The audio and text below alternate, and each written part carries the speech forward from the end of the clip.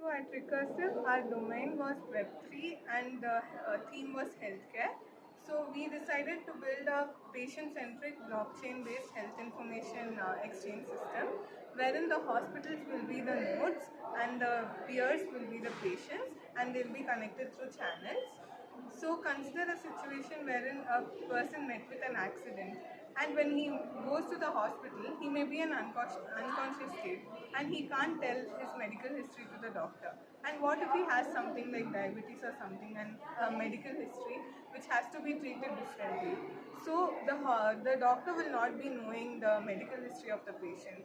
If we have our system, it will be a decentralized ledger wherein the patient will give access to the hospitals to access the data or to update the data. So the entire control of the blockchain is in the patient's hand, and the hospital will seek the patient's access to upload or retrieve the data. So this is the front end for the project. This is basically the landing page. Here there is the nav bar and our project name Medledger along with its logo. So this is data upload. So when you ask for a doctor to upload your files or your transcriptions or prescriptions or whatever the doctor gives, you enter to this page where it is written request from hospital A to upload your document. Request from hospital B to upload your document. It basically means all the hospitals which you have visited, they are asking your permission to upload your files onto the chain. So here patient has the control and they have the total authority over who and who cannot access. Moving forward, coming to the next part on the nav bar, we have the data view option. In this option, all the details of the patients are being stored. If the patient uploads or updates its details, the patient's details get stored in this page. It's like the database that stores the patient details. After the data view option, we have the data update option. If we click on the data update option, we land on this page, which asks the patient if he or she wants to accept or reject their documents to be updated here. It's on the patient to select if to accept or reject if they want to update their documents here.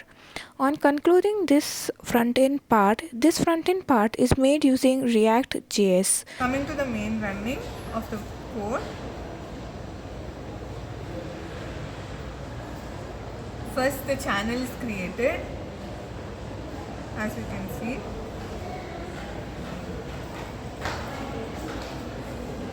The registers, each peer is registered in the node, peer registration of peer 0, peer 1 and so on.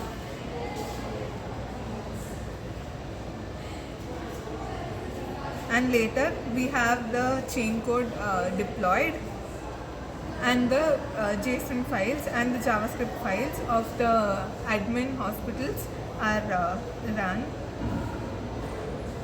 and the chain code is approved and it is deployed in my channel. So this is the basic backend part. This is integrated with the front end, and the connection happens. Benefits include interoperability, traceability, confidentiality, improved treatment coordination, user-centric access control. Coming to the future scope, an application can be deployed using the Kubernetes for the production environment as the network grows, and facilitating the real-time approval of the medical treatments and the procedures based on the insurance coverage, and enabling the secure and efficient data sharing of the clinical trial data among the researchers, pharmaceutical companies and regulatory bodies, and developing the chatbots using the AI frameworks for 24/7 assistance, symptoms checking, the health monitoring system, and many more. By integrating all these into the system, we can create a more comprehensive, efficient and user-friendly platform.